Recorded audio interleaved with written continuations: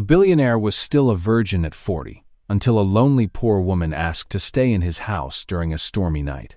For years, he had everything money could buy, except love, except trust, except a family of his own.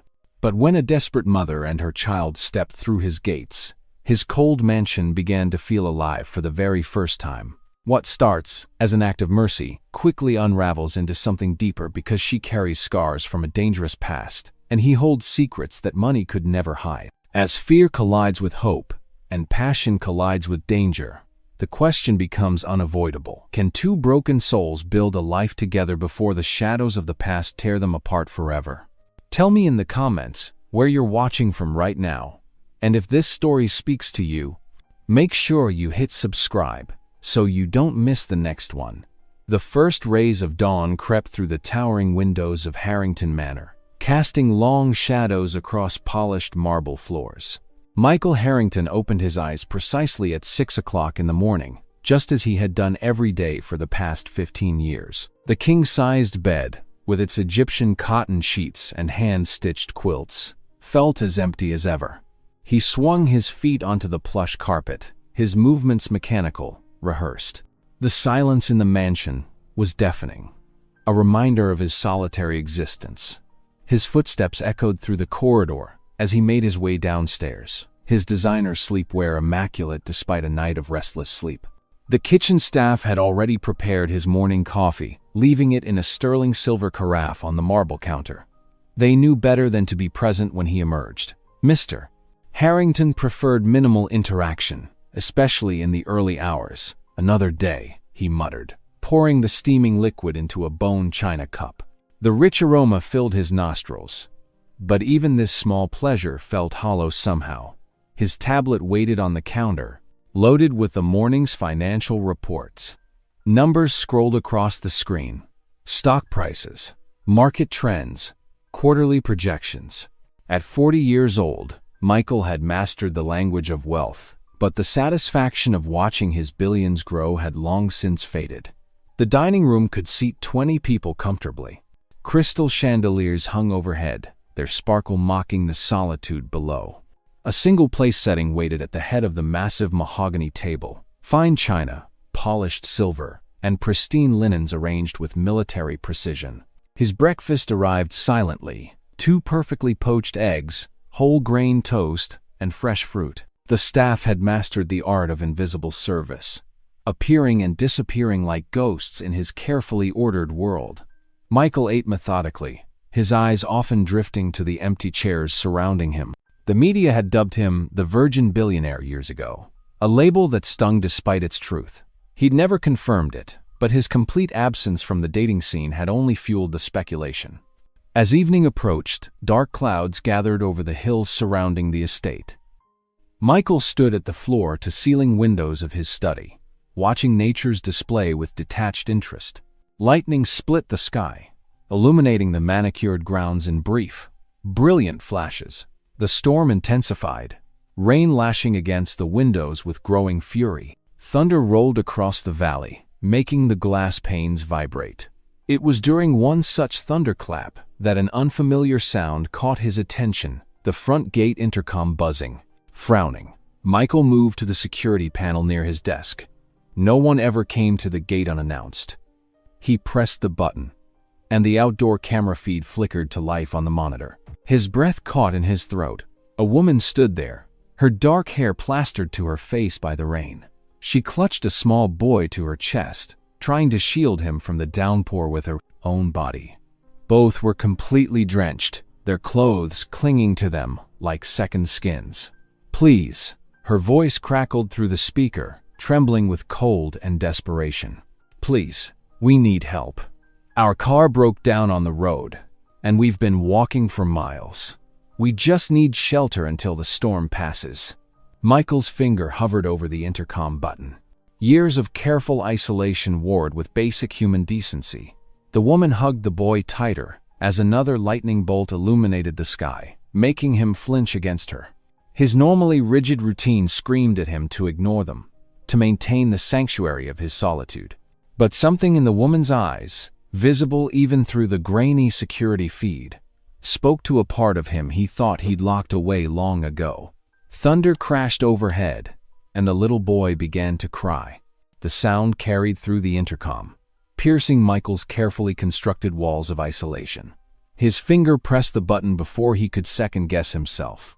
"I'm opening the gate," he heard himself say, his voice rougher than usual. "Follow the drive up to the main entrance. I'll meet you there." Michael's hand trembled slightly as he pressed the gate release button. Through the security monitors, he watched the bedraggled pair make their way up the winding driveway, the woman holding the boy close as they battled against the wind and rain. At the massive front door, Michael hesitated, his hand on the polished brass handle. It had been years since anyone other than staff had entered his sanctuary. With a deep breath, he pulled it open. The woman and child stood huddled on his doorstep, water pooling around their feet on the marble portico. Up close, he could see they were both shivering violently. "Thank you," the woman said through chattering teeth. "I'm Sarah Lopez, and this is my son Danny." "Michael Harrington," he replied stiffly, stepping back to let them in. "Wait here, please." He returned moments later with an armful of fluffy white towels, holding them out awkwardly. His staff usually handled situations requiring hospitality. Sarah accepted them gratefully, immediately wrapping one around Danny before seeing to herself. "The dining room is this way," Michael said, more to break the uncomfortable silence than anything else. "I'll have the kitchen prepare something hot." A quick call to his housekeeper set things in motion, and soon they were seated at opposite ends of the long mahogany table. Michael had taken his usual place at the head, while Sarah and Danny sat far down near the other end, looking small and lost in the grand space.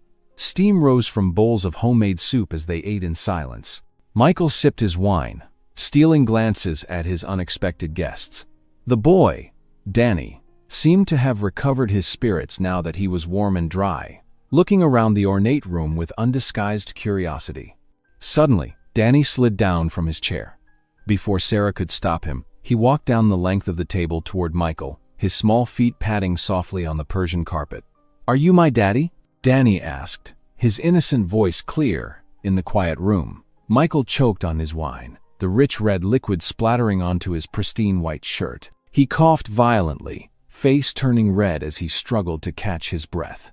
Sarah's nervous laughter rang out as she hurried to collect her son. "Oh, honey, no, I'm so sorry," she said, addressing both Danny and Michael. "Danny's father. He left when Danny was just a baby. Sometimes he asks men he meets if they're his dad."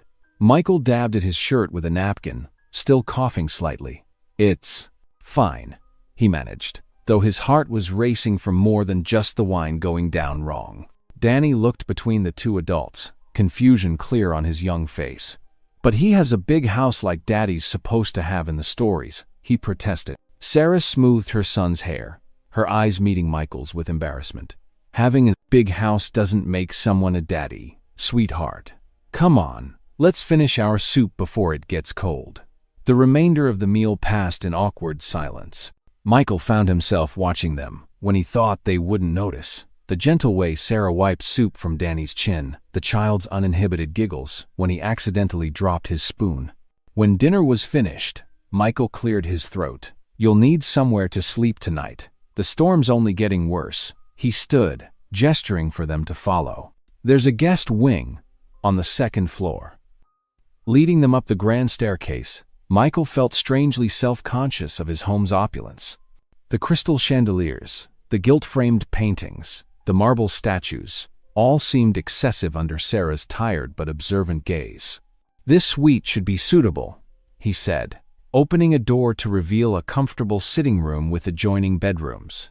"There are fresh toiletries in the bathrooms, and I'll have some clean clothes brought up." "Thank you, Mr. Harrington," Sarah said softly. "You've been very kind." Danny yawned widely, rubbing his eyes with small fists. "Good night," he mumbled, surprising Michael by wrapping his arms around the billionaire's legs in a quick hug before Sarah could stop him. Michael stood frozen, unable to remember the last time anyone had hugged him. By the time he recovered, Sarah had ushered Danny into one of the bedrooms. "Good night," he managed to say, backing out of the suite and closing the door. In the hallway, Michael leaned against the wall, his heart thundering in his chest.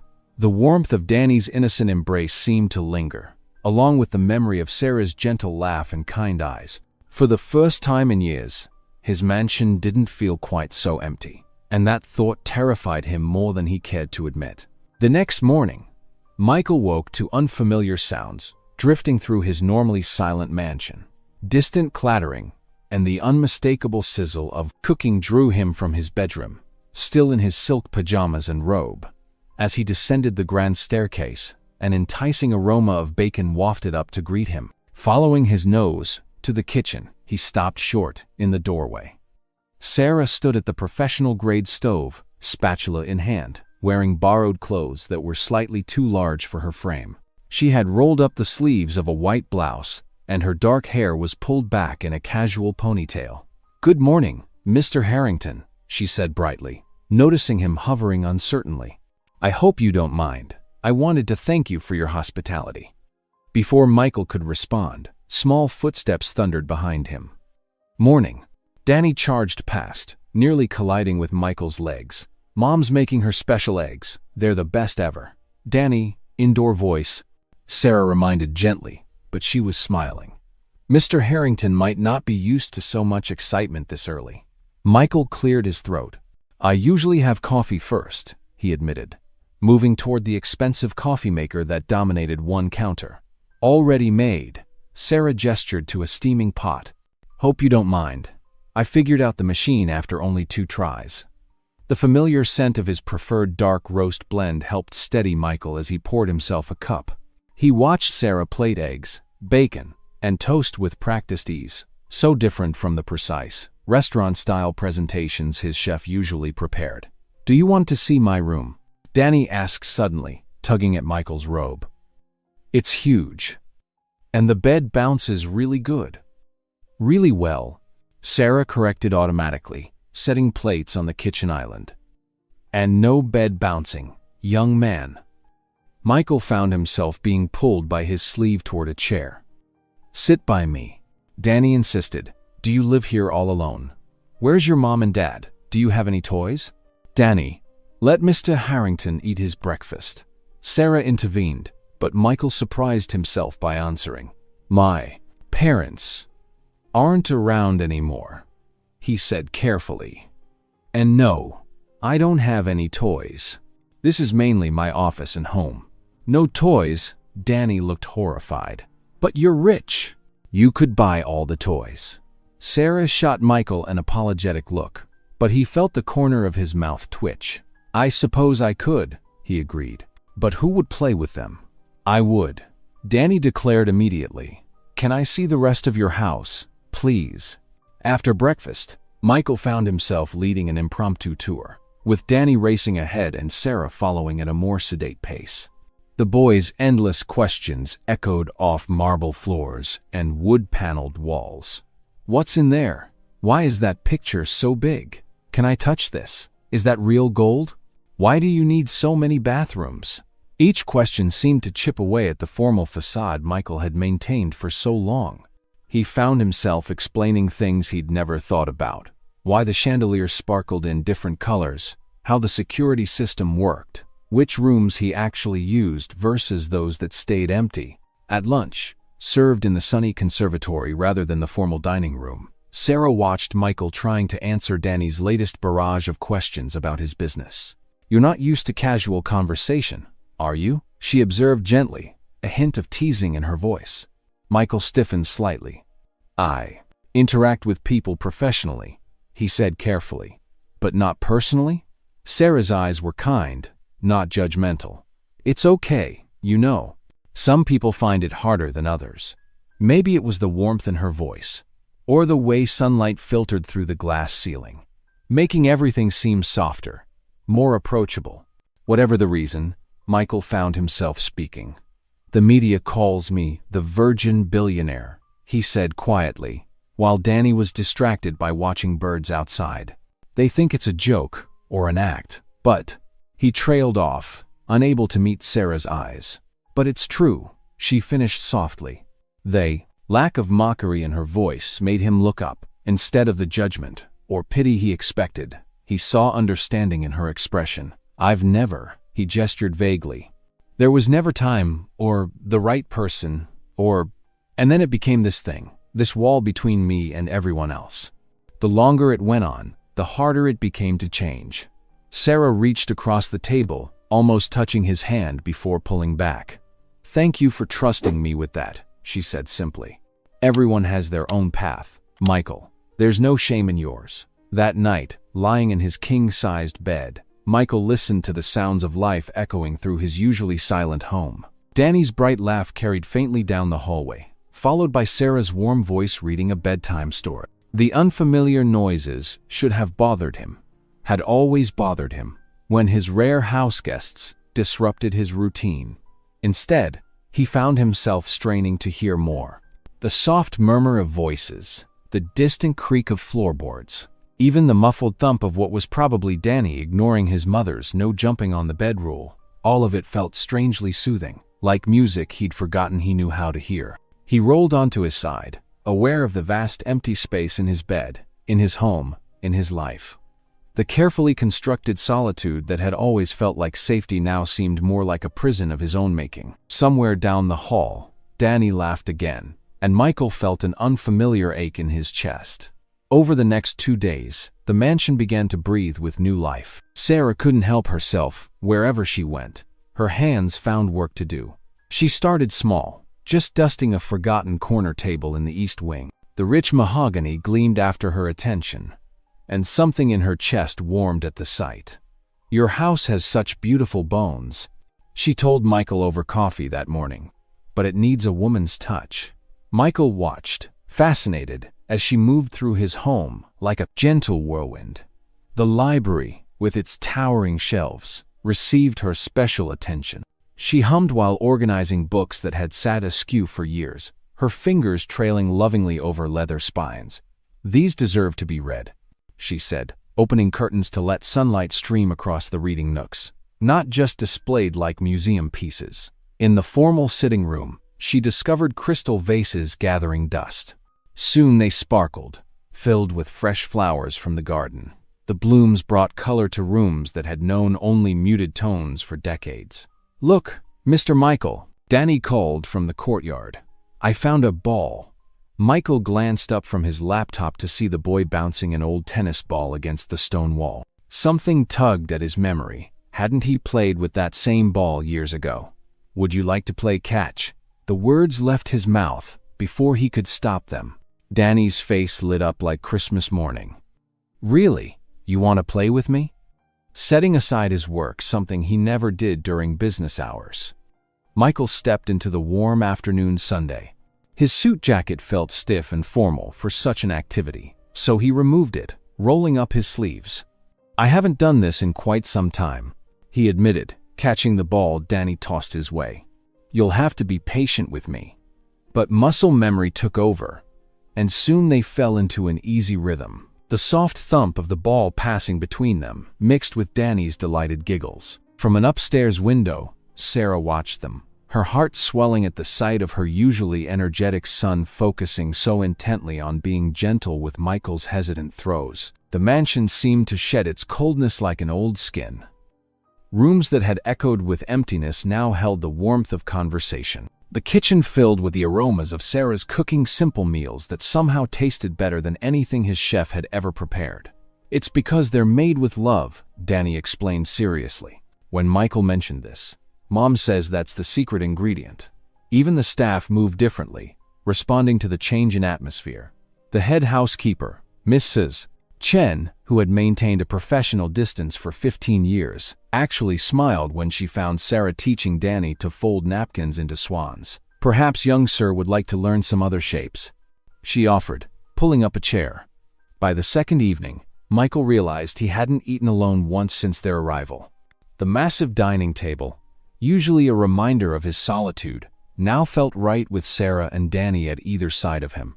Danny's chatter filled the spaces between bites, while Sarah gently drew Michael into conversations about more than just business.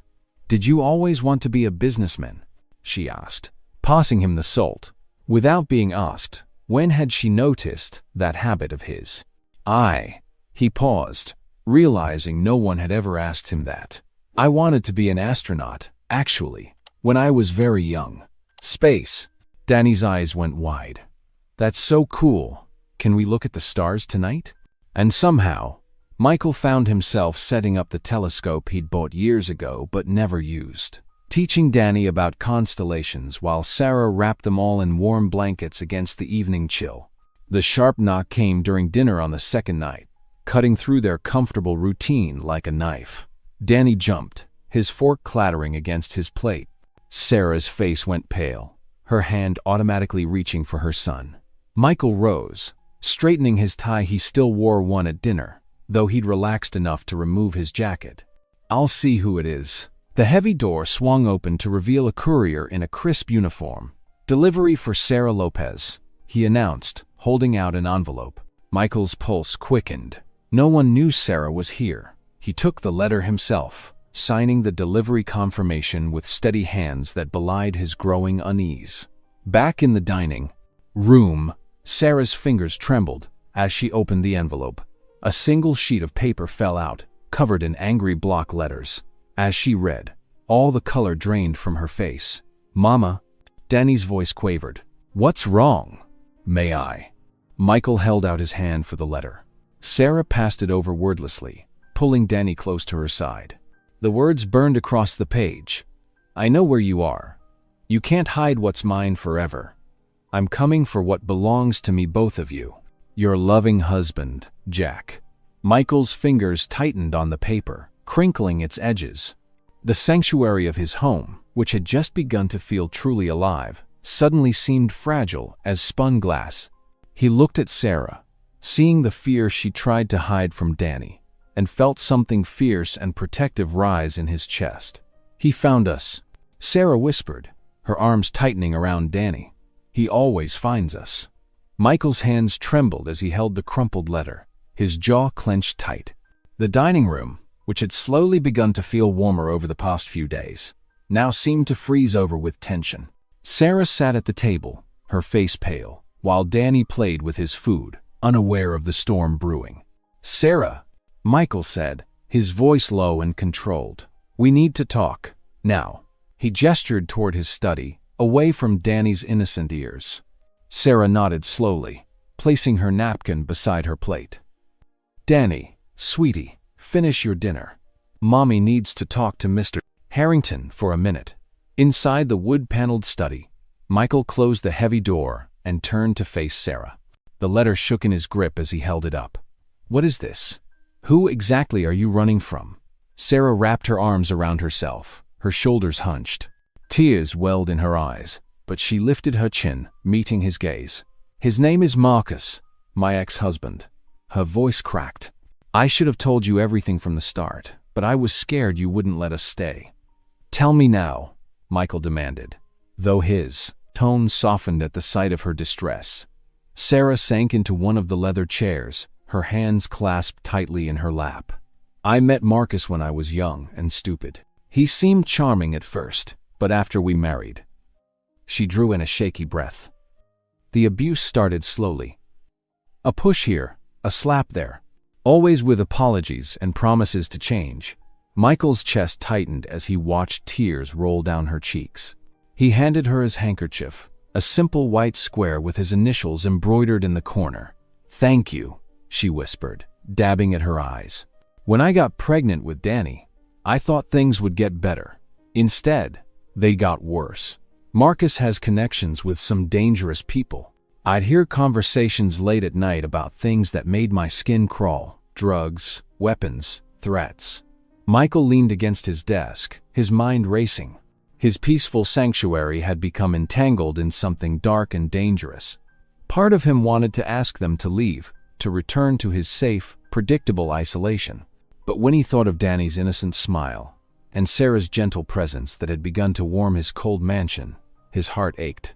The final straw came when Danny was 5. Sarah continued, her voice stronger now. Marcus came home drunk, angry about some deal gone wrong. He grabbed Danny by the arm so hard it left bruises. Her eyes flashed with maternal fury. No one touches my son. That night, I packed what I could carry. took the money I'd been secretly saving, and we ran. How long have you been running? Michael asked quietly. 6 months. Sarah twisted the handkerchief in her hands. We've stayed in shelters, cheap motels, friends' couches, but he always finds us. He has friends everywhere, people who owe him favors. That's why we were out in the storm that night. We had to leave our last hiding place in a hurry. Michael pushed away from the desk and began pacing, his footsteps heavy on the hardwood floor. His life had been carefully constructed to avoid exactly this kind of chaos. No attachments meant no complications, no risk, no pain. But now, a soft knock at the study door interrupted his thoughts. Danny poked his head in, holding a broken toy car. "Mr. Michael, can you help me fix it?" The wheel fell off. Michael stared at the little boy, his innocent face full of trust. In that moment, images flashed through his mind. Danny running through the halls, his laughter echoing off the walls. Sarah's warm smile as she arranged flowers in the library. The way his house had started to feel like a home for the first time in decades. "Come here, buddy," Michael said softly, kneeling down to examine the toy car. Sarah watched, her breath held, as Michael carefully snapped the wheel back into place. Danny's face lit up with joy. "Thank you." Danny threw his arms around Michael's neck in a quick hug before running back out to play. Michael stood slowly, his decision crystallizing. He turned to Sarah, his expression resolute. "You're not running anymore. Both of you will stay here, where I can protect you." Sarah's eyes widened. "Michael, no. Marcus is dangerous. I can't let you risk." "I have resources," Michael interrupted. "Security systems, lawyers, connections of my own. Let him try to come here." His voice hardened with determination. "This is your home now. Both of you." Fresh tears spilled down Sarah's cheeks, but these were different. Tears of relief, of gratitude. She stood and reached for his hand, squeezing it gently. "Thank you," she whispered. Later that night, Michael and Sarah sat in the grand living room, the crackling fireplace casting dancing shadows on the walls. No words passed between them, but the silence felt comfortable, shared. Danny had fallen asleep on the couch between them, his repaired toy car clutched in his small hand. Michael watched the flames, feeling something shift inside him. For the first time in years, his wealth meant more than just numbers in a bank account. It meant he could protect this small family that had somehow slipped past his defenses. As the clock struck 10 o'clock, Michael stood. "I'll do my rounds," he said quietly, not wanting to wake Danny. Sarah nodded, understanding in her eyes as she gathered her sleeping son in her arms. Michael walked through his mansion, checking every lock personally. He tested the front door, then the back, making sure the security system was armed. At each window, he pulled the curtains tight, scanning the darkness beyond. For the first time since he'd inherited this house, he wasn't just going through motions, he was standing guard.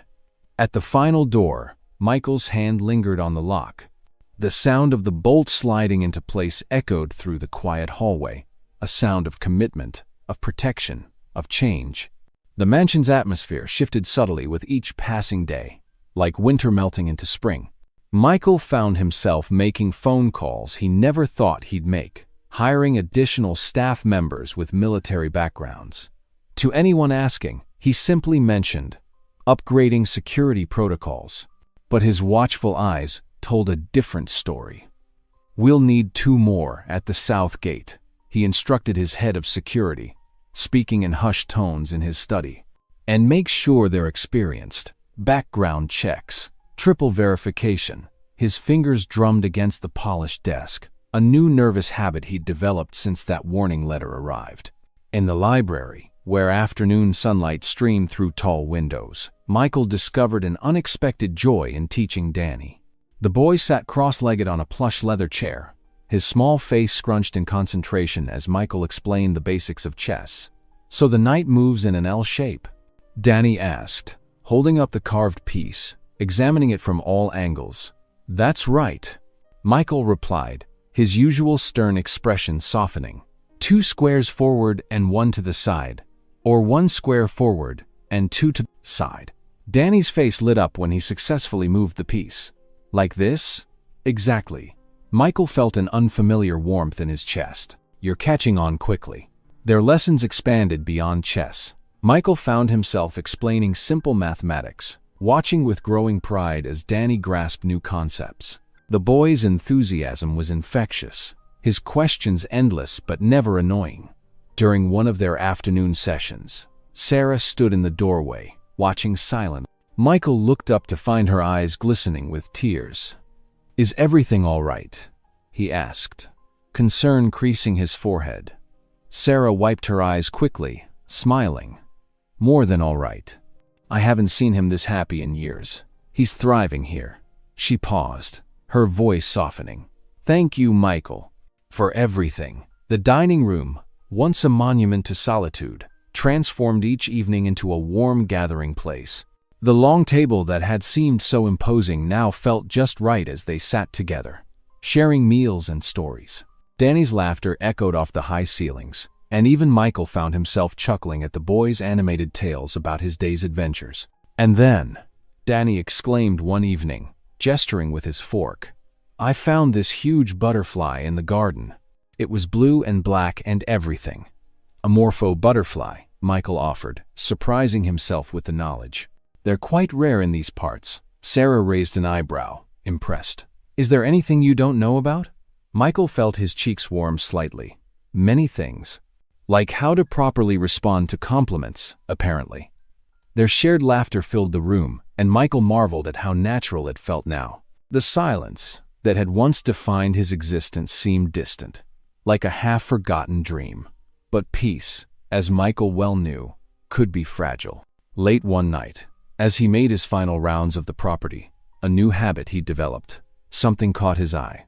Through the ornate gates, a car sat idling on the street, its headlights off. The vehicle was ordinary enough to blend in, but Michael had spent years reading threats in the margins of life. He stood at his office window, watching. Minutes ticked by, and still, the car remained.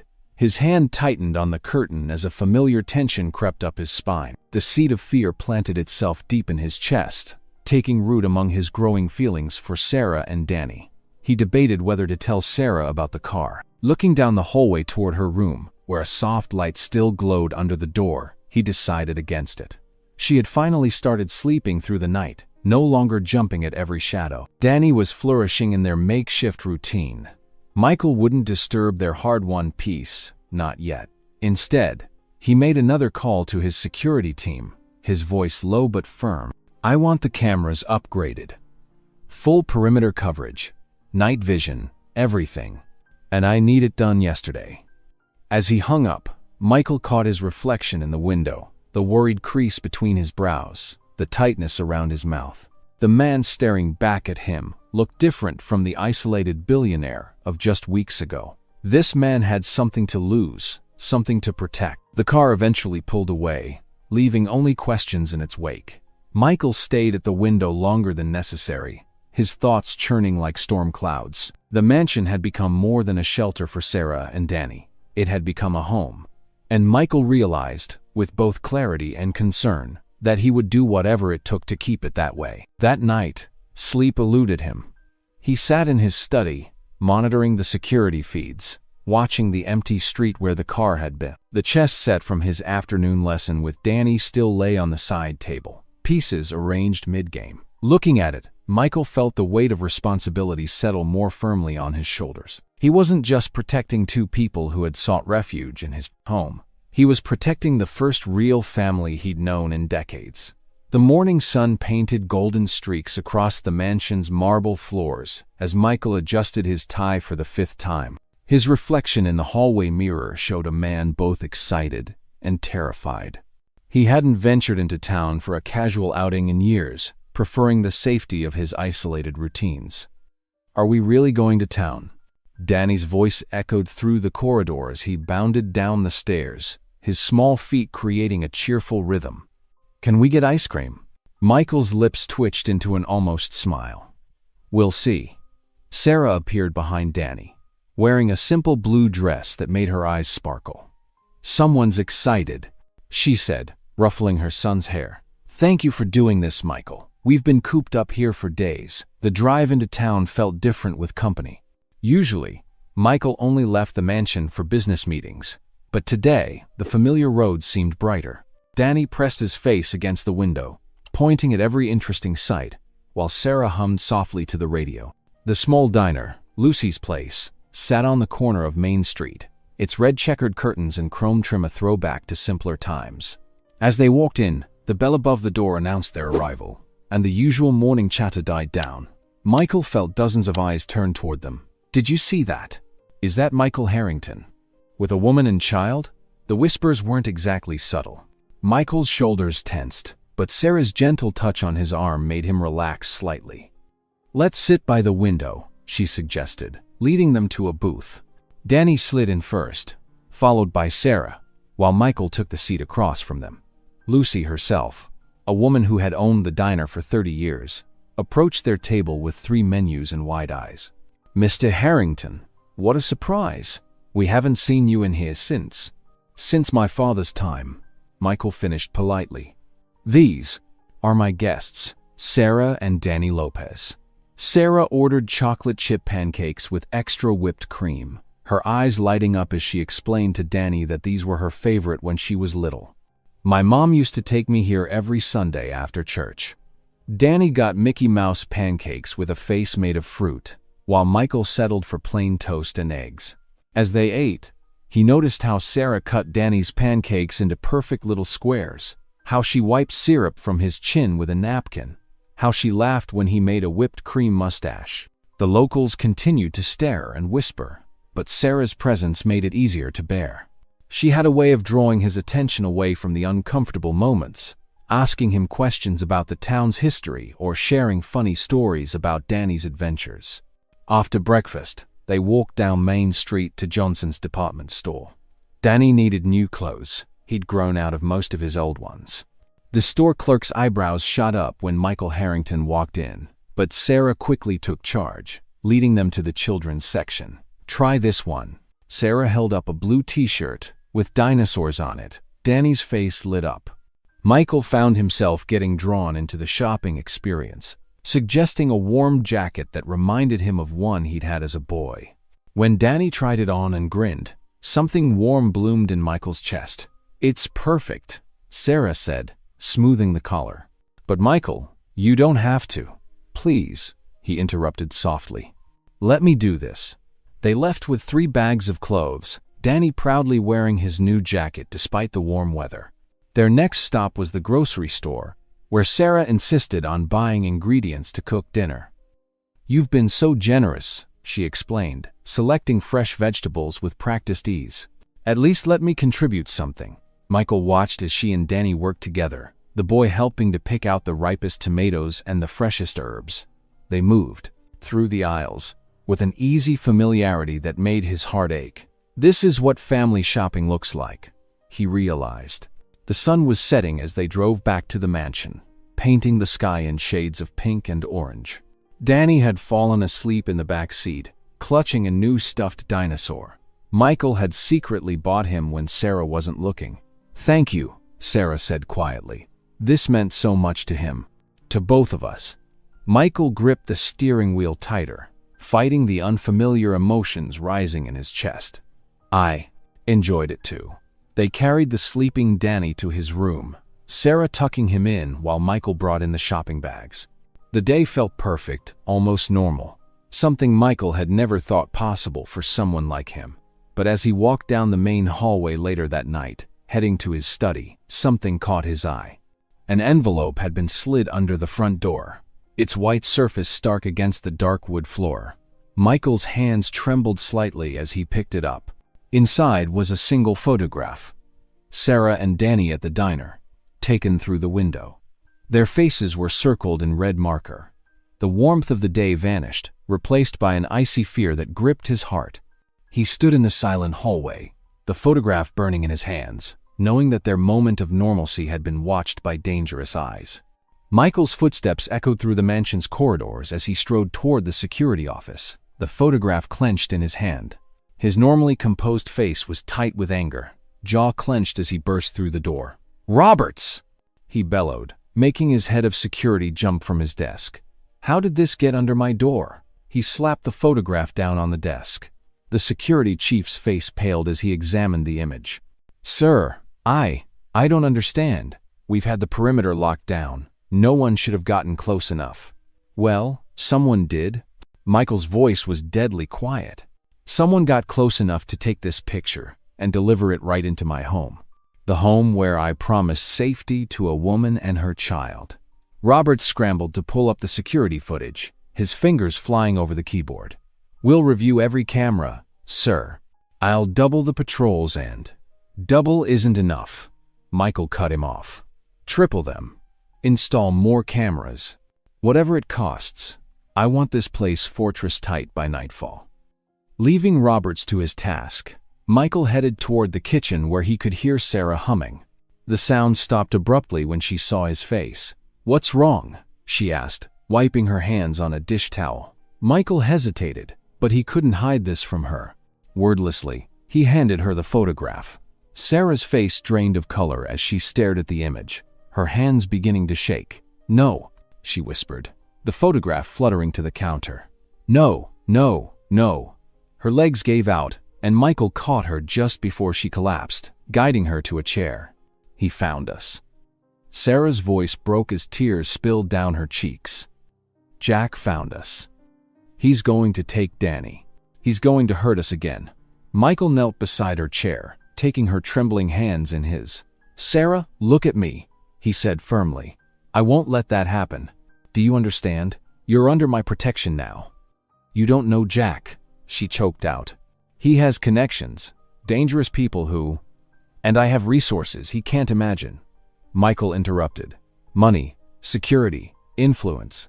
I promise you, Sarah, you and Danny are safe here." She looked into his eyes, searching for truth, and found steel there. This wasn't the awkward, isolated man they'd first met. This was someone who would move mountains to keep his word. Sarah took a shaky breath, squeezing his hands. I need to do something, to keep busy, to not think about." She stood suddenly, wiping her eyes. "I'm going to cook, a real feast. Will you help me?" Michael blinked, surprised by the request, but nodded. "Of course. Though I should warn you, I've never cooked anything in my life." A small smile crossed Sarah's face. "Then it's time you learned." For the next few hours, the kitchen became their sanctuary. Sarah taught Michael how to chop vegetables. "Not so fast, you'll lose a finger." The sesh showed him how to measure ingredients. "That's too much salt." And guided his hands as he learned to knead dough. "You have to be gentle but firm, like this." Danny wandered in, drawn by the sounds and smells, and soon joined them. Sarah put him in charge of stirring, his little face serious with concentration as he perched on a stool. The fear didn't disappear, but it receded as they worked together. Sarah made her grandmother's secret recipe chicken, teaching Michael and Danny the special spice blend. They prepared fresh bread, roasted vegetables, and a chocolate cake that Danny insisted on decorating himself. By the time they sat down to dinner, the table was loaded with food, and the kitchen was a disaster zone of flour and dirty dishes. But Sarah was smiling again, and Michael found himself relaxing as they passed dishes around. "This is the best dinner ever," Danny announced, his face smeared with chocolate frosting. He looked at Michael with bright eyes. "Can we do this every night? Can you be my dad forever?" Sarah choked on her water. "Danny, we can't just—" But Michael had gone very still, his fork frozen halfway to his mouth. Something warm and overwhelming was rising in his chest, making his vision blur. He set his fork down carefully, aware of a wetness on his cheeks. "Michael?" Sarah's voice was soft, concerned. "Are you okay?" He tried to speak, but couldn't find words. All his life, he'd built walls to keep people out, convinced that loneliness was safer than risking his heart. But this little boy had crashed through those walls without even trying. And now— "I'm sorry," Danny said in a small voice, misunderstanding Michael's tears. "I didn't mean to make you sad." Michael shook his head quickly, finding his voice. "You didn't make me sad, Danny. Not at all. I'm just very happy." "Really?" Danny's face lit up. "So you will be my dad?" Sarah started to intervene, but Michael met her eyes across the table. In that moment, looking at her and Danny, he saw everything he'd never dared to want: a family, love, belonging. The thought should have terrified him, but instead, it filled him with a certainty he'd never known. He wiped his eyes, smiling at Danny. "That's something your mom and I would need to talk about. But I want you to know that you and your mom mean very much to me." Danny seemed satisfied with this answer, returning to his cake with enthusiasm. Under the table, Sarah's foot touched Michael's briefly, a small gesture of understanding and something more. As they finished dinner, Michael watched Sarah laughing at Danny's chocolate-covered face and made a decision. Tonight, after Danny was in bed, he would tell Sarah everything: how she'd brought light into his dark mansion, how her strength amazed him, how Danny's innocent love had changed his heart. He would tell her that he wanted to be more than just their protector. He would tell her that, for the first time in his life, he was ready to risk everything for love. The morning sun cast long shadows across Michael's bedroom as he stood before his mirror, adjusting his tie for the fourth time. His hands trembled slightly, something that hadn't happened since his first major business presentation 20 years ago. But this was different. This wasn't about money or power. This was about his heart. He had spent hours rehearsing what to say, but every practiced speech felt hollow compared to the depth of his feelings. Running his fingers through his perfectly combed hair, he let out a frustrated sigh. The mirror reflected back a man he barely recognized anymore. Someone with hope in his eyes instead of cold calculation. Downstairs, he found Sarah in the kitchen, humming while she packed Danny's lunch for the day. The boy was still upstairs getting dressed. Michael cleared his throat. "Sarah, would you take a walk with me in the gardens this morning, after Danny leaves for his studies with the tutor?" She looked up, surprised by the formality in his voice. "Of course, Michael. Is everything okay?" "Yes. Just something I'd like to discuss." The gardens were Michael's pride, though he rarely visited them himself. Perfectly manicured hedges created intimate pathways between blooming flowers and ornate fountains. As they walked, Sarah's hand brushed against a rose bush. "These are beautiful," she said softly. "I've never seen such perfect roses." Michael stopped walking, his heart thundering in his chest. "Sarah, I need to tell you something." She turned to face him, concern crossing her features. The morning light caught in her hair, making it glow like honey. Michael forced himself to maintain eye contact, though every instinct screamed at him to retreat to his safe, isolated world. I didn't expect." He ran a hand through his hair again, destroying its careful arrangement. "When you arrived that night, I thought you would disrupt everything. And you did, but not in the way I feared." Sarah remained silent, her eyes wide and attentive. "You and Danny. You've brought something into my life I didn't know I was missing. Warmth, laughter, purpose beyond just accumulating wealth." Michael's voice grew stronger as he continued. "I've fallen in love with both of you. With the way Danny looks at the world with such wonder. With your strength and kindness. With the way you've turned this empty house into a home." Tears welled in Sarah's eyes. She took a step closer, then stopped herself. "Michael," she whispered, "I feel the same way. You've given us more than just protection. You've given us hope, stability, love." Her voice cracked. "But my past, what I'm running from, it could destroy everything you've built. Your reputation, your business. I don't care about any of that." Michael started to say, reaching for her hand. The harsh sound of tires on gravel cut through the morning peace. They both turned toward the front gates, where a black sports utility vehicle had pulled up. 3 men stepped out, their stances aggressive even from a distance. "Sarah Lopez," one of them shouted. "We know you're in there. Return what you stole, and maybe we can work something out." The color drained from Sarah's face. "No," she whispered. "No, no, no." Michael's security team was already moving toward the gates, but he didn't wait to see their response. He grabbed Sarah's hand and pulled her toward the house. "Danny," she gasped. "We need to get Danny."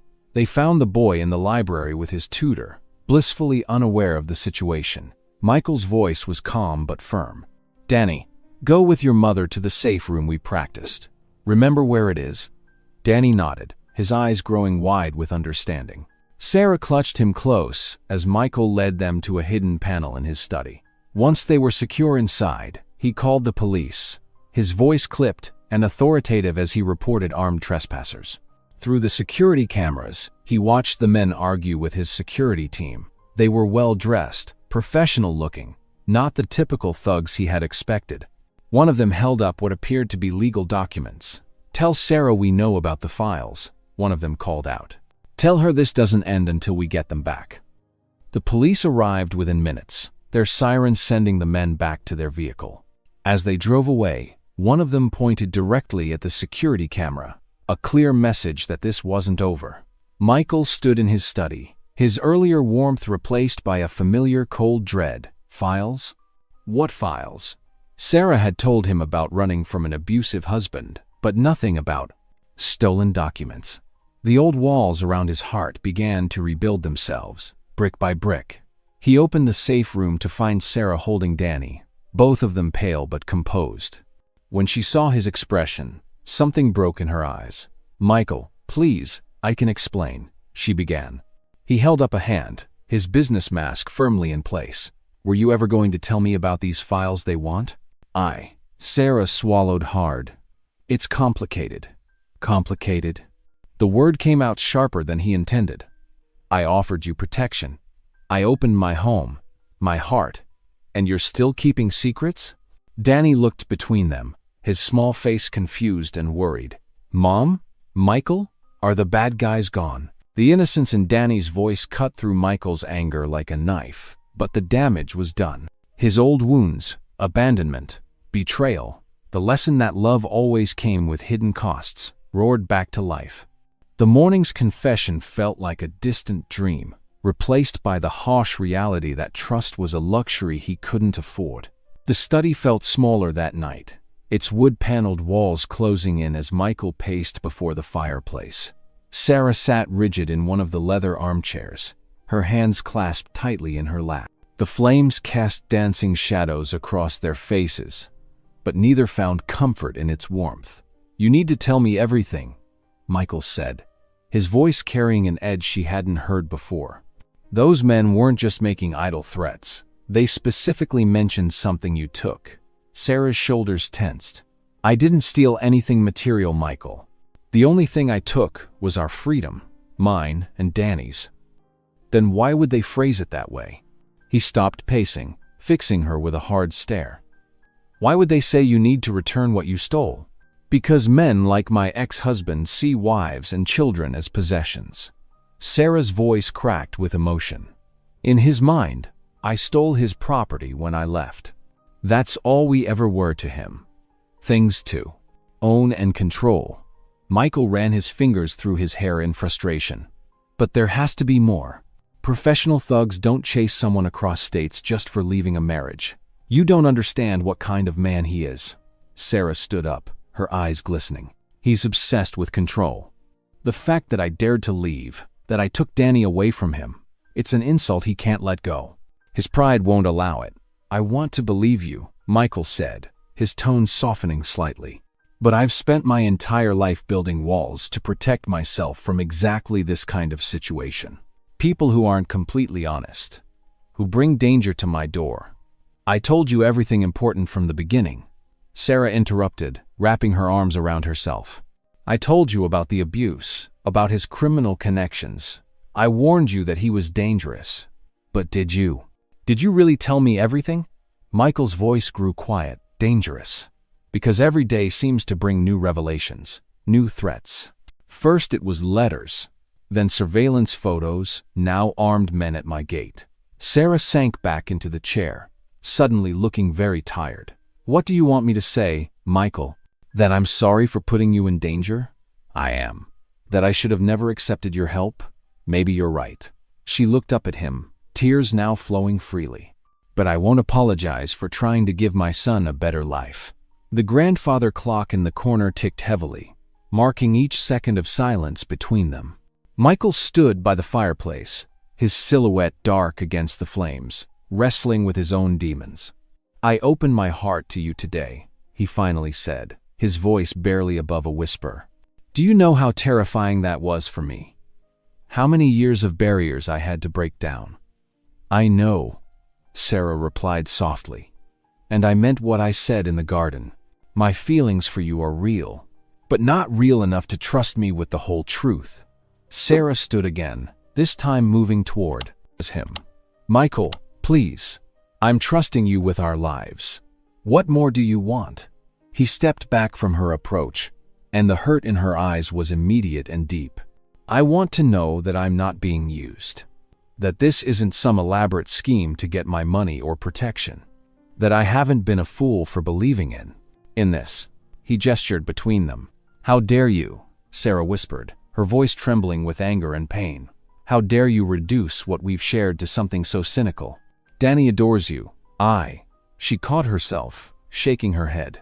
"But you're right about one thing. We can't stay here." Michael's head snapped up. "What?" "I won't burden you with our problems anymore. You've been more than generous, but I can see now that this was a mistake." She moved toward the door. "We'll be gone by morning." "Sarah, wait." Michael reached for her, but she was already walking away, her footsteps echoing down the hallway. He stood alone in the study, the fire dying behind him, as the sound of her footsteps faded away. His chest felt hollow, like something vital had been torn out. Throughout the night, he sat in his darkened bedroom, listening to the quiet sounds of packing from the guest wing. Every soft thump, every muffled voice felt like another nail in the coffin of his dreams of family. As dawn broke over the hills, Michael stood at his bedroom window, watching as Sarah and Danny emerged from the front door. They carried only what they'd brought with them, plus a small bag of necessities. Danny looked up at the mansion, his young face confused and sad, clearly searching for Michael. Sarah took her son's hand, and together they began the long walk down the curved driveway. Michael pressed his hand against the cold glass, paralyzed by the warring impulses in his heart. Part of him screamed to run after them, to fix this, to trust in the warmth and love they'd brought into his life. But the other part, the scared little boy who'd learned early that love meant betrayal, kept him rooted in place. He watched until they disappeared through the gates, becoming small figures on the road beyond. The morning sun painted the sky in brilliant colors, but Michael saw none of it. He turned away from the window, facing his vast, empty bedroom. The silence that had once been his comfort now felt like a physical weight pressing down on him. He walked through the mansion's halls, each step echoing in the stillness. Every corner held a memory. Danny's laughter as they played chess, Sarah's humming in the kitchen, the warmth of family dinners at the long table. Standing in the center of his great room, Michael realized with crushing clarity that his sanctuary had become a mausoleum once again. The walls that had witnessed such joy over the past days now seemed to mock him with their emptiness. Every laugh, every warm moment, every dream of family, all gone, scattered like autumn leaves in a cruel wind. The grandfather clock struck 7, its chimes reverberating through the silent halls. Michael stood alone, surrounded by all his wealth and accomplishments, feeling poorer than he'd ever been in his life. The grandfather clock's chimes echoed through the empty halls, marking 48 hours since Sarah and Danny had walked away. Michael sat at his massive dining table, pushing eggs around his plate with mechanical movements. The staff had returned to their old routines, serving him in silence, their footsteps hesitant, as if walking through a mausoleum rather than a home. He couldn't shake the feeling that the mansion's very walls were mocking him. Every corner held memories now. The kitchen where Sarah's cooking had filled the air with warmth. The living room where Danny's laughter had bounced off the vaulted ceilings. Even his sanctuary, the library, had betrayed him. Michael pushed open the heavy oak doors, and his breath caught in his throat. Danny's toys still lay scattered across the Persian rug. Tiny cars frozen mid-race. A partially completed puzzle showing glimpses of a cartoon dinosaur. He knelt down, picking up a small red fire truck. Danny had been so proud when he'd made the siren sounds, racing it along the bookshelf bases, while Michael pretended to read financial reports. The toy felt impossibly heavy in his hand. He set it back down carefully, exactly where it had been, as if disturbing it might erase the memory completely. "Sir?" His butler stood in the doorway, concern etched on his weathered face. "Would you like me to have these cleaned up?" "No." Michael's voice was hoarse from disuse. "Leave them." The silence pressed in again as the butler withdrew. Michael paced the length of his home office, unable to focus on work. The sky outside darkened to evening, then night, but sleep eluded him. Images of Sarah and Danny sleeping in some cramped motel room, or worse, their car, tormented him. At 3 a.m, he made his decision. Grabbing his keys, he drove his least conspicuous car into the city. The streets were eerily empty, his headlights cutting through a light fog that had settled over everything. The first shelter he visited was closing up for the night. The tired-looking woman at the desk shook her head when he described Sarah and Danny. "Haven't seen anyone matching that description. Try St. Mary's on 4th Street. They take families." St. Mary's led to another dead end, and another. Each no felt like a physical blow. Michael visited every budget motel along the highway, showing Sarah's picture on his phone. Some clerks recognized the desperation in his eyes and took pity, checking their records carefully. Others just shrugged, barely glancing at the image. Hours passed. The sun rose and set again. Michael's perfectly pressed suit grew wrinkled, his usual pristine appearance deteriorating as exhaustion set in. He couldn't remember the last time he'd eaten. It didn't matter. Nothing mattered except finding them. He was about to give up when he spotted them. The small church food pantry was closing for the night, its volunteers loading up the last boxes of donations. Sarah emerged from the heavy wooden doors, one hand clutching a paper bag of groceries, the other firmly holding Danny's small fingers. Even in the harsh fluorescent light of the street lamp, she carried herself with dignity. Michael's heart clenched. She looked tired, bone-tired, but her chin was lifted, her shoulders straight. Danny walked close to her side, his free hand clutching his beloved toy truck. They hadn't seen Michael yet, sitting in his parked car across the street. He watched as they walked to an ancient station wagon parked at the curb. Sarah carefully placed the groceries in the back seat, then helped Danny climb in. The car's paint was faded, its muffler hanging slightly low, but it represented freedom to her. Freedom from abuse, from fear, from depending on anyone else, including him. Through the windshield, he could see Danny settling into his seat, Sarah buckling him in with gentle movements. The boy's mouth was moving, probably asking one of his endless questions. Sarah smiled down at him, though even from this distance, Michael could see the strain around her eyes. A street light flickered overhead, casting alternating shadows and light across the scene. The night was growing colder, and Sarah pulled her thin jacket tighter around herself, before walking around to the driver's side. Michael's fingers tightened on his steering wheel as he watched them prepare to drive away, probably to sleep in that car, or some cramped motel room if they were lucky. He had failed them. His fear, his inability to trust, had driven away the only people who had made his mansion feel like a home. Danny's innocent questions and Sarah's warm laughter had filled spaces he hadn't even known were empty. Now the silence in those spaces felt deafening. Sarah started the car, the engine coughing to life reluctantly. Through the station wagon's windows, Michael could see Danny clutching his toy truck, his small face turned toward the church as they pulled away from the curb. The taillights disappeared around a corner, leaving Michael alone in the gathering darkness. He sat there for a long time, the engine idling, watching the spot where they had vanished. The food pantry's lights went out one by one as the volunteers left. Soon the street was deserted except for his car, a solitary testament to his indecision. The red fire truck in his library flashed through his mind, waiting exactly where Danny had left it, hoping for one more race across the carpet. His mansion waited too, its rooms echoing with memories of laughter and life that had briefly transformed it from a showcase into a home. Michael realized he was gripping his steering wheel so tightly his knuckles had turned white. He forced himself to relax his fingers, one by one, as the weight of his choices settled over him like a heavy blanket. Michael's hands trembled on the steering wheel. He couldn't let them walk away into the darkness, not like this. Taking a deep breath, he stepped out of his car, his expensive shoes crunching on loose gravel as he followed their path around the corner. The churchyard lay bathed in moonlight, old headstones casting long shadows across patchy grass. Sarah and Danny had stopped to rest on a wooden bench near the church's side entrance. Danny's head rested against his mother's arm, his eyes heavy with exhaustion.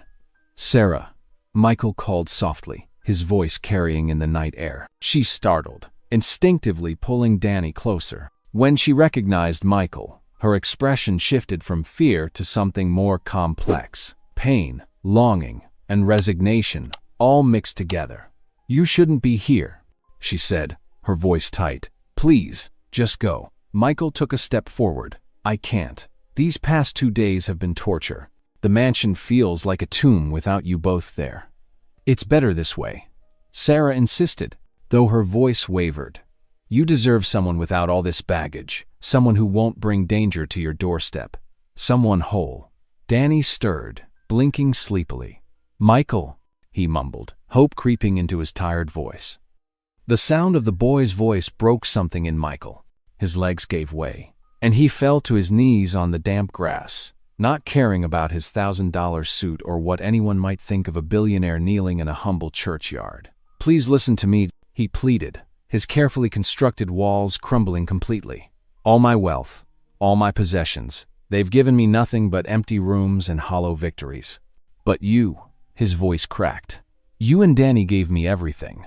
You showed me what it means to laugh, to care, to feel like I belong somewhere. For the first time in my life, I understood what having a family could be." Sarah's eyes glistened with tears. "Michael, I was a coward," he continued, the words pouring out. "I let my fear of being hurt make me doubt you. But I'd rather risk everything, my reputation, my safety, all of it, than go back to that empty life without you both." Danny wiggled free from his mother's grasp and ran to Michael, throwing his small arms around his neck. "I missed you," he whispered.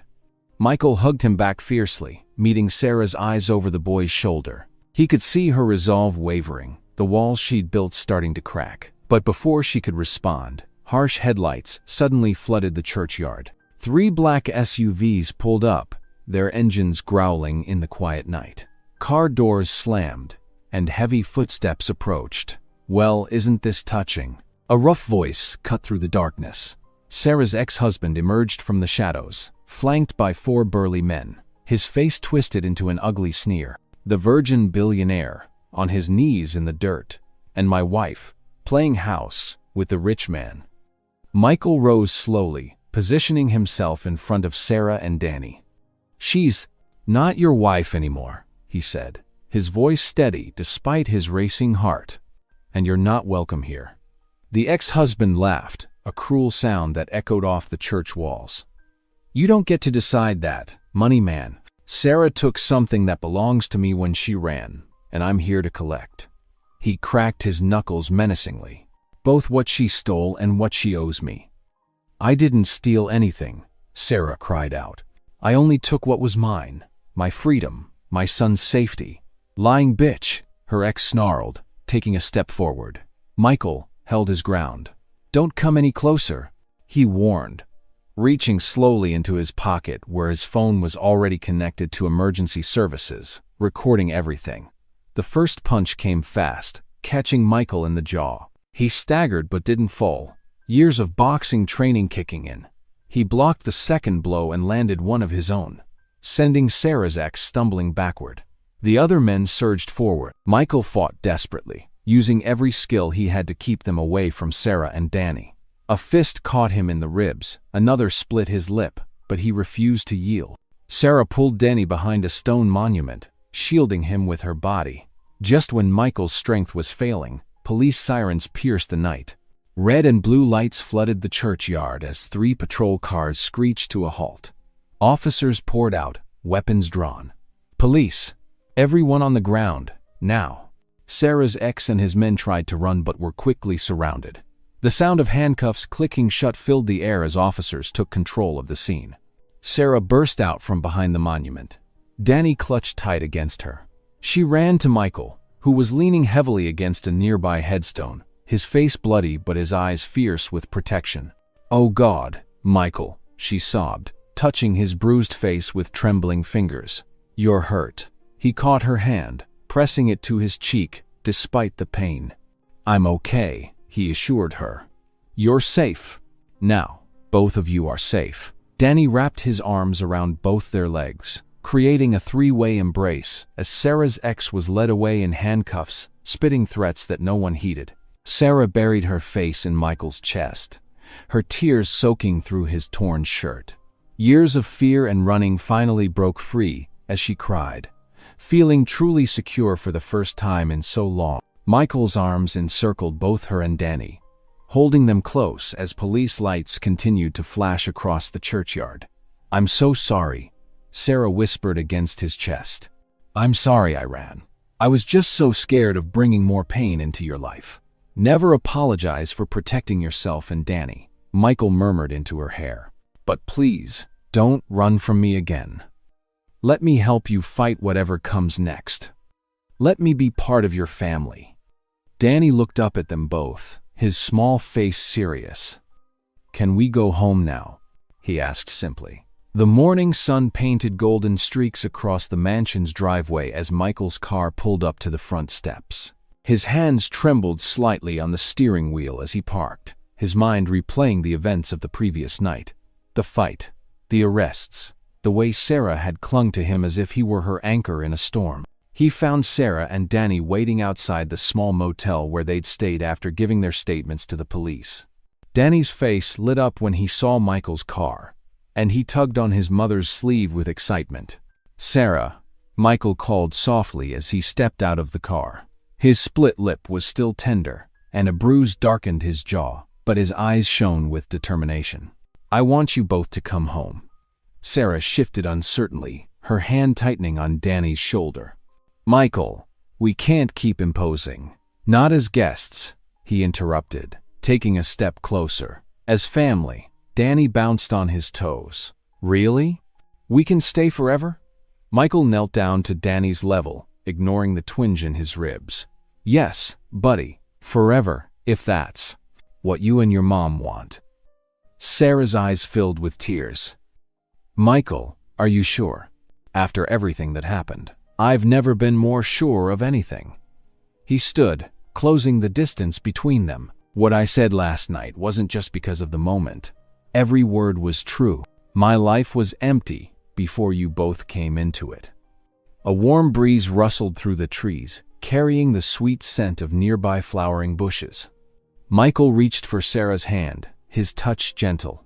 "I know you're worried about my reputation, about what people will say, but I don't care about any of that.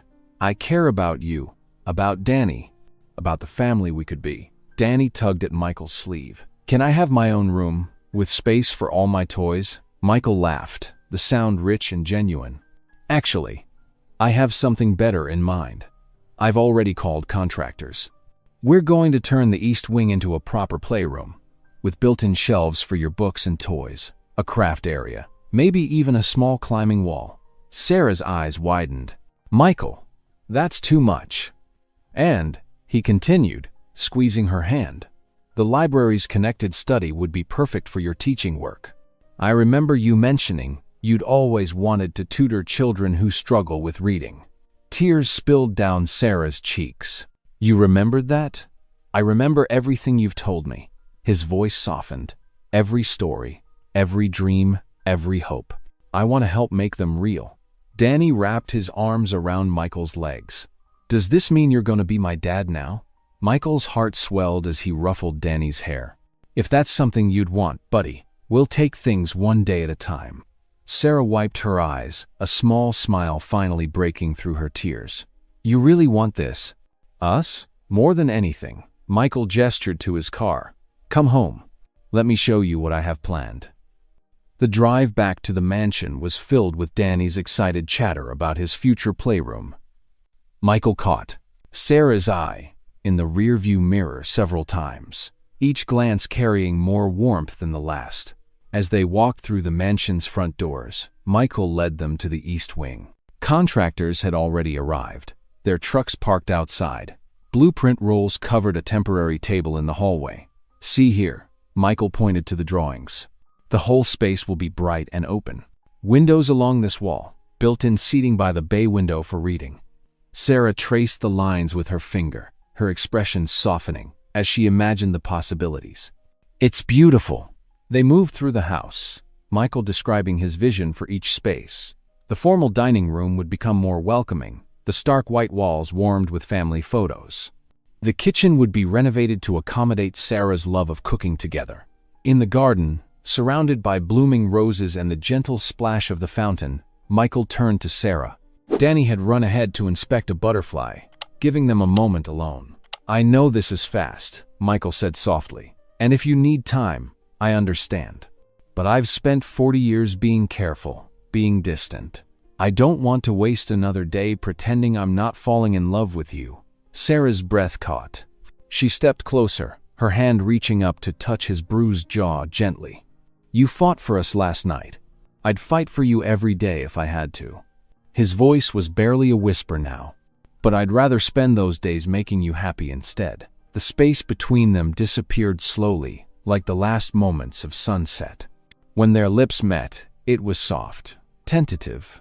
A first kiss filled with promise rather than demand. Sarah's hands slid to his shoulders as Michael's arms wrapped around her waist, holding her as if she were precious. When they parted, Michael pressed his forehead to hers.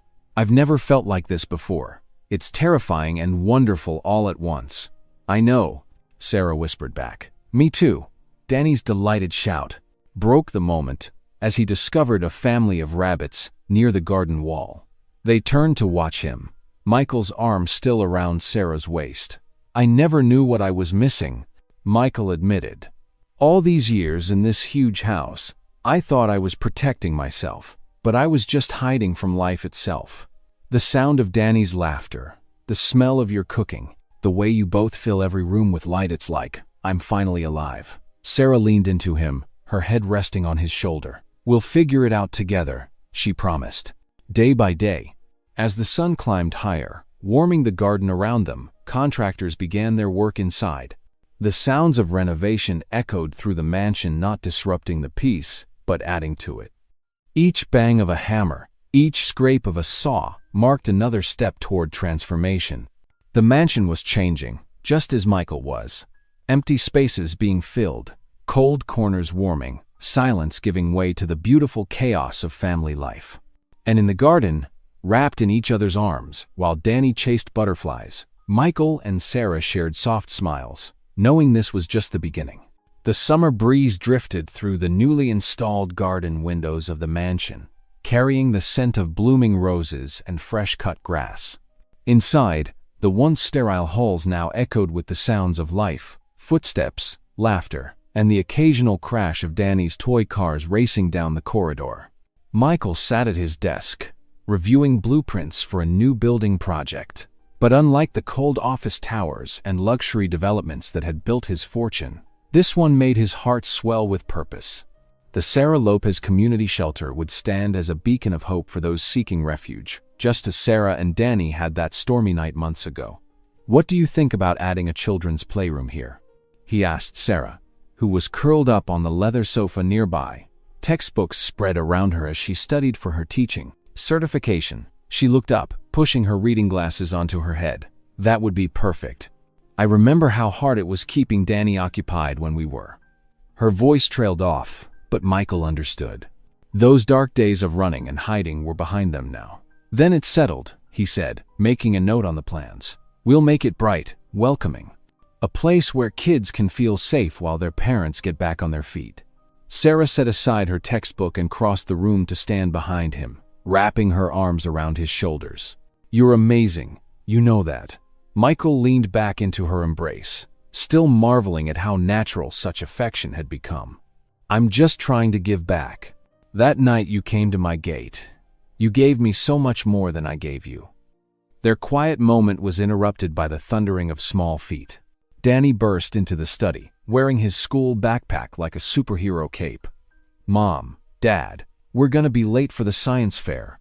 Michael's heart skipped at the word Dad, a title Danny had started using naturally over the past months, each time filling Michael with a joy he never knew possible. He glanced at his watch and jumped up.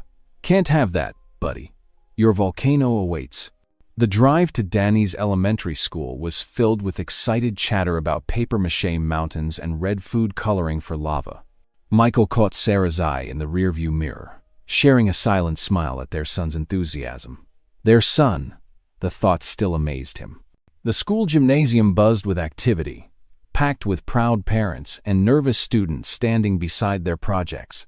Danny led them to his display, carefully arranged on a folding table decorated with construction paper flames. "And here's where the baking soda goes," Danny explained to a cluster of classmates, his voice confident as he demonstrated his volcano's eruption mechanism. "My dad helped me get the measurements exactly right." Michael felt his throat tighten at those words. He remembered spending evenings in the kitchen with Danny, measuring ingredients, testing different combinations until they achieved the perfect lava flow. Simple moments that meant everything. Mr. and Mrs. Harrington, a teacher, approached, smiling warmly. Neither Michael nor Sarah corrected her assumption. "Danny's project is quite impressive. He's been telling everyone how his dad is a mathematical genius who helped him calculate the precise chemical ratios." Michael choked up, unable to speak for a moment. Sarah squeezed his hand, understanding the depth of emotion behind his silence. This was so far from his old life of boardrooms and billion-dollar deals, yet it felt infinitely more valuable. Later that evening, after Danny had gone to bed, but not before Michael read 2 chapters of Harry Potter, their nightly ritual, Sarah found Michael standing in the doorway of Danny's room, watching the boys sleep. "He's so proud to call you his dad," she whispered, joining him in the doorway. Michael wiped at his eyes. "I never knew. I spent so many years chasing success, thinking that was what would make me happy. But this, being someone's father, being part of a family, it's everything." They walked hand in hand to their bedroom, passing walls now adorned with family photos and Danny's artwork. The mansion had transformed just as much as its owner, warming from a showcase of wealth into a true home. Sarah paused by a framed newspaper article announcing the groundbreaking of the community shelter. "You've changed so many lives, Michael, not just ours." He pulled her close, kissing her forehead. "You changed mine first. The virgin billionaire died the night you knocked on my gate. Now I'm just dad, and that title means more than any other I've ever held." Sarah laughed softly. "Well, Just Dad has a parent-teacher conference tomorrow at 10 o'clock, so we should probably get some sleep." Michael grinned, following her into their room. As they settled into bed, he marveled at how naturally this life had come to feel. His calendar was now filled with school events, soccer practices, and family dinners instead of just business meetings. His desk held crayon drawings, alongside financial reports.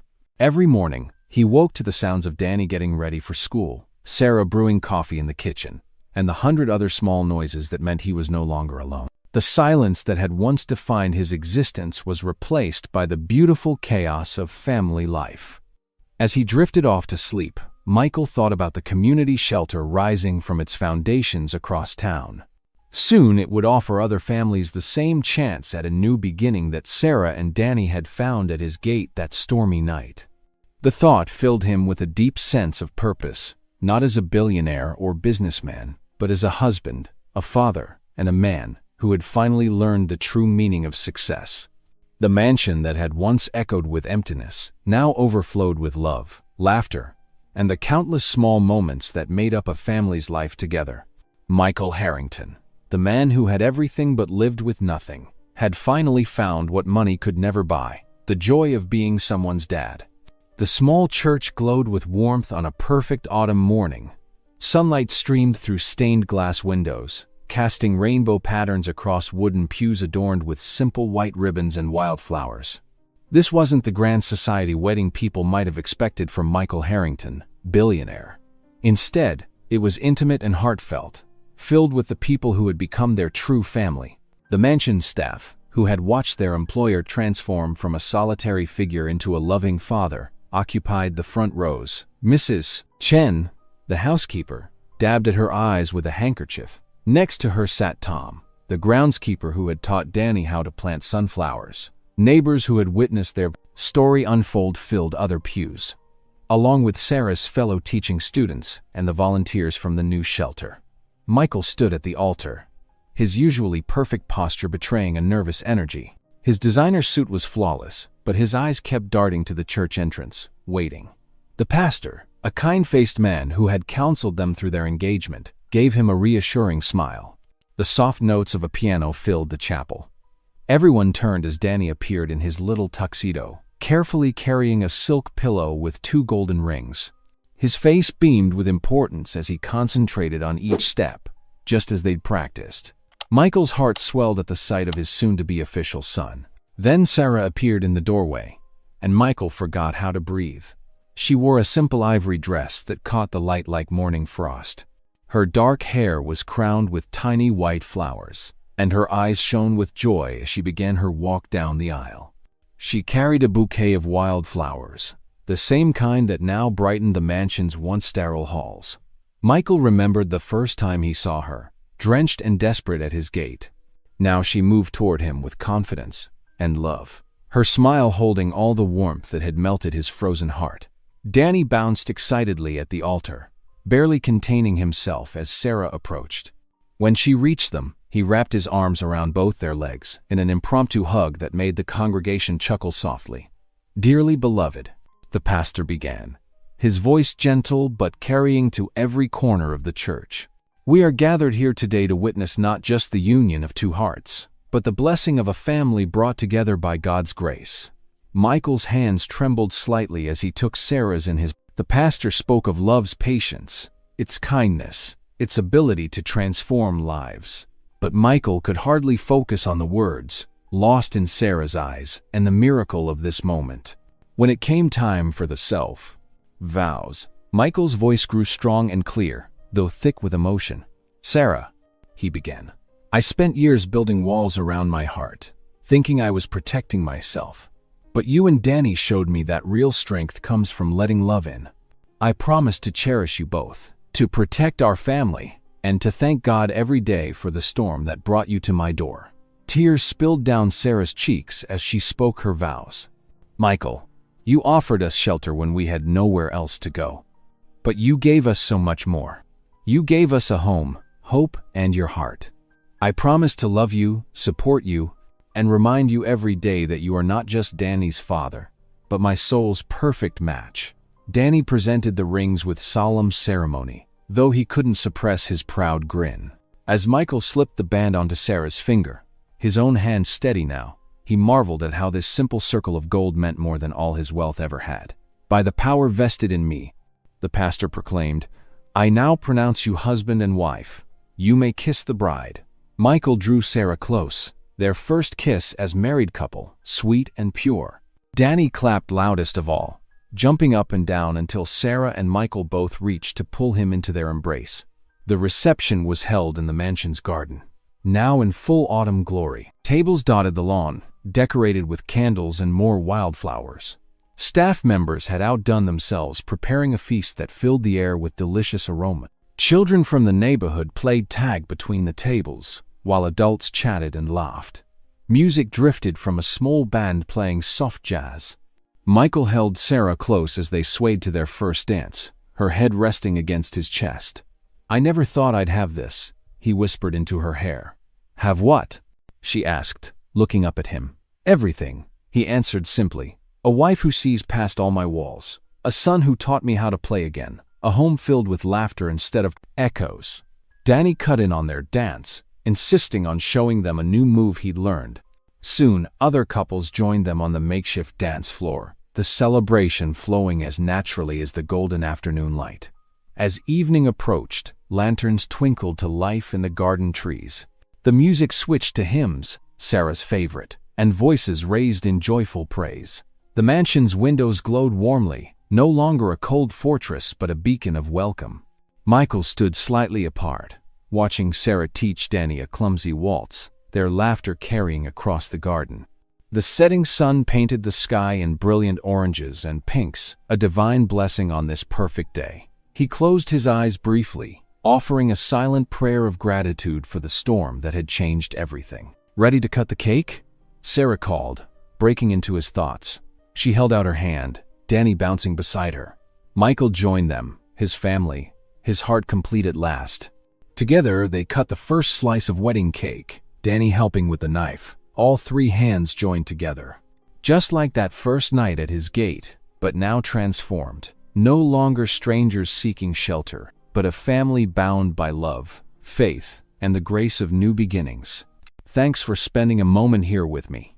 If this story touched you, let's keep this connection going. Hit subscribe, and I'll see you in the next one.